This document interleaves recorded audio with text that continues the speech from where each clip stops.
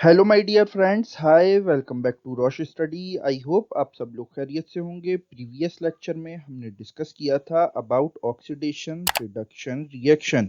Now इस lecture में हम डिस्कस करने वाले हैं कोरोजन के बारे में कि कोरोजन क्या होता है, इसके कॉजेज क्या क्या हैं और इसको कैसे प्रिवेंट किया जा सकता है।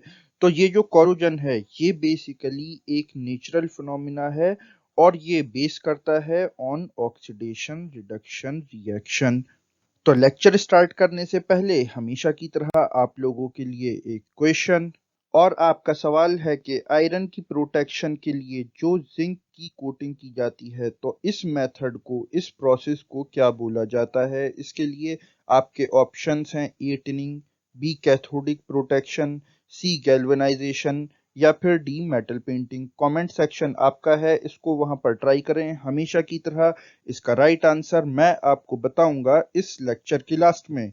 साथ ही सब्सक्राइब करें आप हमारे YouTube चैनल को इसी तरह के इंफॉर्मेटिव और एजुकेशनल कंटेंट के लिए, और बेल आइकन दबाना ना भूलें।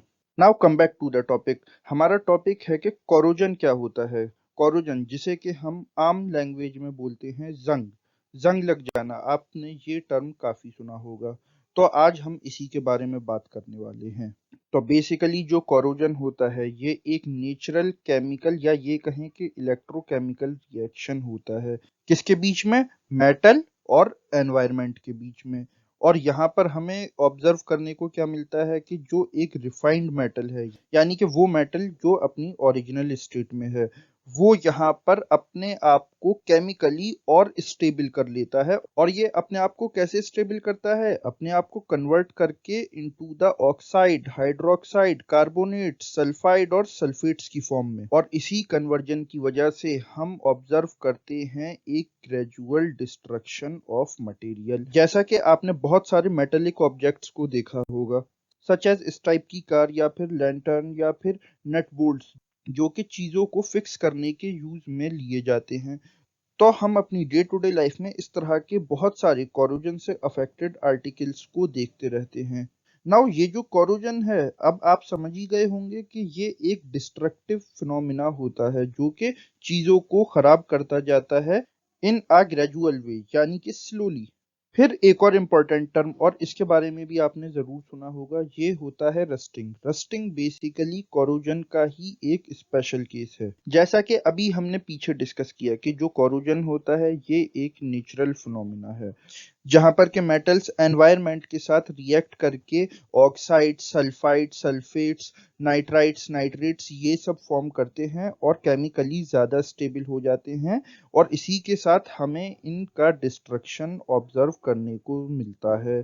तो जब हम आयरन के केस में बात करते हैं तो आयरन के केस में जो कोरोजन होता है, यानी कि जो डिस्ट्रक्शन ऑफ मेटल होता है, और यहाँ पर आयरन कन्वर्ट हो जाता है इनटू द ऑक्साइड्स, और यहाँ पर आयरन कन्वर्ट हो जाता है into the ferric oxides. Ferric oxide हम इसीलिए बोलते हैं क्योंकि आयरन का जो साइंटिफिक नेम है वो है फेरम। तो इसीलिए जब आयरन ऑक्साइड फॉर्म करता है इसको हम बोलते हैं फेरिक ऑक्साइड। और ये फॉर्म होता है due to the moisture and low temperature, जहां पर के होता है आयरन का oxidation in the presence of moisture और वाटर, जिसकी वजह से आयरन का ब्लैक या फिर ये कहें कि ग्रे कलर ये कन्वर्ट हो जाता है into the reddish brown colour. और जो आयरन रस्ट लगने से पहले आपको दिखता था कुछ इस तरह का, रस्टिंग के बाद वो हमें कुछ इस तरह का दिखने लगता है। देन एक सवाल ये कि ये जो कोरोजन या रस्ट है ये होता क्यों है, इसके कॉजेज क्या क्या हैं। सो कोरोजन और रस्टिंग का जो प्राइमरी कॉज है ये है ह्यूमिडिटी और condensation of water droplets on the surface of metal. जब मेटल के सरफेस पर जो वाटर वेपर होते हैं वो कंडेंस होकर जमा हो जाते हैं as water droplet on the surface of metal, और मेटल इनके कांटेक्ट में आकर इनके साथ रिएक्ट करता है अपने आप को केमिकली और ज़्यादा स्टेबल बनाने के लिए, जिसकी वजह से उसका डिस्ट्रक्शन स्टार्ट हो जाता है और मेटल अपना कलर चेंज करता हुआ यहाँ पर हमको दिखाई देता है। देन कोरोजन के लिए सेकंड इंपॉर्टेंट कॉज है कोरोसिव गैसेस, जैसे कि बहुत सारी gases such as chlorine gas, hydrogen oxide, ammonia, sulphur oxide, ये सब गैसेस जो होती हैं ये भी मेटल्स के साथ रिएक्ट करती हैं और उसको केमिकली और ज़्यादा स्टेबल बनाती हैं। और यहाँ पर भी इसी वजह से हमें मेटल इक्विपमेंट्स का डिस्ट्रक्शन होता हुआ दिखाई देता है।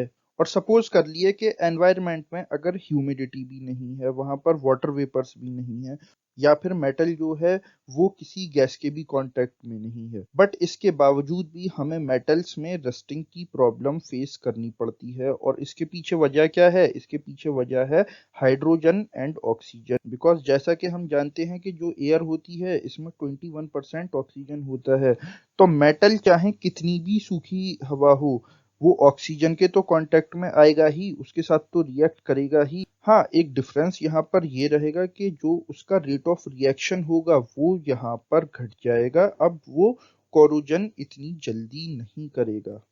अब वो कोरोजन का प्रोसेस कंटिन्यू करेगा gradually and slowly. Then third cause of metal corrosion ये है इलेक्ट्रिक करंट। जहाँ कहीं भी मेटल्स यूज किए जाते हैं इलेक्ट्रिसिटी में, वहां पर भी हमें मेटल्स का कोरोजन होता हुआ दिखाई देता है। और ये जो कोरोजन है इसको हम बोलते हैं इलेक्ट्रॉनिक कोरोजन। फिर कोरोजन के पीछे डर्ट यानी गंदगी एक बहुत बड़ा रोल प्ले करती है। अक्सर जो मेटालिक आर्टिकल्स या इक्विपमेंट्स होते हैं उनको गंदा रखा जाता है, तो उनके गंदे रहने की वजह से वहां पर जो डर्ट होता है मेटल्स उसके साथ रिएक्ट करते हैं और ग्रेजुअली डिस्ट्रक्ट करना अपने आप को स्टार्ट कर देते हैं। तो डर्ट भी यहाँ पर एक मेजर कॉज है कोरोजन का या फिर रस्टिंग का। नाउ हमने यहाँ पर ये डिस्कस कर लिया कि कोरोजन क्या है, रस्ट क्या है, इनके कॉजेस क्या क्या हैं। अब बिल्कुल एक लास्ट सवाल कि कोरोजन से कैसे बचा जा सकता है, इसको कैसे प्रिवेंट किया जा सकता है। तो कोरोजन को या रस्ट को प्रिवेंट करने के लिए वेरियस टेक्निक्स डिप्लॉय की जाती हैं, जिसमें से यहाँ पर कुछ टेक्निक्स को हम डिस्कस करेंगे। और पहली टेक्निक है बैरियर कोटिंग, जिसमें कि हम मेटल का सरफेस कवर कर देते हैं, कोट कर देते हैं विद अ प्लास्टिक पेंट, जो कि मेटल को बचाता है एयर या फिर मॉइस्चर के कांटेक्ट में आने से। देन सेकंड टेक्निक है गैल्वेनाइजेशन, जो कि हम यूज करते हैं आयरन को रस्ट से प्रोटेक्ट करने के लिए। इस मेथड में हम जिंक का यूज करते हैं आयरन को कोट करने के लिए, उसको कवर करने के लिए। तो इस लेक्चर की स्टार्टिंग में जो मैंने आपसे क्वेश्चन पूछा था कि आयरन की प्रोटेक्शन के लिए जब हम उसको जिंक से कोट करते हैं तो इस मेथड को क्या बोला जाता है, तो इसका राइट आंसर है सी, गैल्वेनाइजेशन। देन थर्ड प्रोसेस है इलेक्ट्रोप्लेटिंग। इलेक्ट्रोप्लेटिंग एक इलेक्ट्रोकेमिकल प्रोसेस होता है जहां पर कि हम यूज करते हैं इलेक्ट्रिसिटी का एक मेटल को केमिकली स्टेबल बनाने के लिए। तो इस मेथड में हम क्या करते हैं, इस मेथड में हम मेटल को रस्टिंग से बचाने के लिए या कोरोजन से बचाने के लिए उसको केमिकली और ज्यादा स्टेबल बना देते हैं। वो कैसे? तो यहाँ पर हम एक कंटेनर में एक सॉल्यूशन लेते हैं और इसमें डिप करते हैं एक एनोड, और दूसरा होता है कैथोड। और कैथोड यहाँ पर वो मेटल होता है जिसको कि हमें रस्ट से बचाना है। तो जब हम यहाँ पर इस टाइप का एक अरेंजमेंट तैयार कर लेते हैं और इसको कनेक्ट करते हैं वोल्टेज सोर्स से, तो यहाँ पर जो एनोड होता है, तो यहाँ पर जो एनोड होता है इसके आयंस ट्रांसफर हो जाते हैं टू द कैथोड, जिसकी वजह से ये जो मेटल है ये केमिकली स्टेबल हो जाता है और वो प्रोटेक्ट हो जाता है फ्रॉम द कोरोजन और रस्टिंग। जैसा कि आपने अक्सर देखा होगा कि जो कॉपर को पॉलिश किया जाता है, तांबे को पॉलिश किया जाता है, वो किया जाता है निकिल से। तो वहां पर इसी प्रोसेस का यूज किया जाता है। फिर एक और टेक्निक जो कि मेटल्स को प्रोटेक्ट करने के लिए डिप्लॉय की जाती है, और ये है मेटल्स को अलॉयज में कन्वर्ट कर देना। और ये सबसे ज्यादा पुरानी टेक्निक है in the history of human kind. Because because जो ह्यूमंस ने सबसे पहला अलॉय क्रिएट किया था वो था ब्रोंज। और इसी ब्रोंज के बन जाने के बाद से स्टार्टिंग हुई थी ब्रोंज एज की।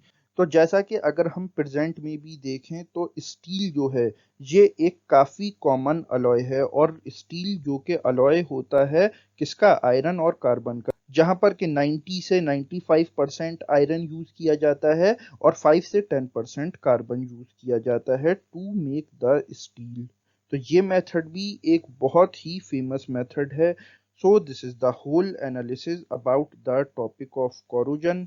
अगर ये लेक्चर आपको अच्छा लगा हो तो इसको लाइक करें, शेयर करें, कमेंट करें और हमारे यूट्यूब चैनल को सब्सक्राइब करें इसी तरह के इंफॉर्मेटिव और एजुकेशनल कंटेंट के लिए। So this is the end of the video. I am Syed Saad signing off, but जाने से पहले एक इम्पॉर्टेंट अनाउंसमेंट। अब आप सीबीएसई 11th इंजीनियरिंग, आर्ट्स और ग्रेजुएशन के एग्जाम्स और एंट्रेंस टेस्ट की प्रिपरेशन घर बैठे और बेटर वे में कर सकते हैं with our free study material. इसके साथ आप डाउनलोड कर सकते हैं वेरियस बोर्ड्स और यूनिवर्सिटीज़ के syllabus from our website tutorbasket.com। और इसके साथ ट्यूटर बास्केट आपके लिए लाया है यूनिक और premium test series with exciting offers. और इसके साथ रेगुलर अपडेट्स के लिए आप हमको फॉलो कर सकते हैं on various social media platforms such as Twitter, Instagram and Facebook at Rosh study.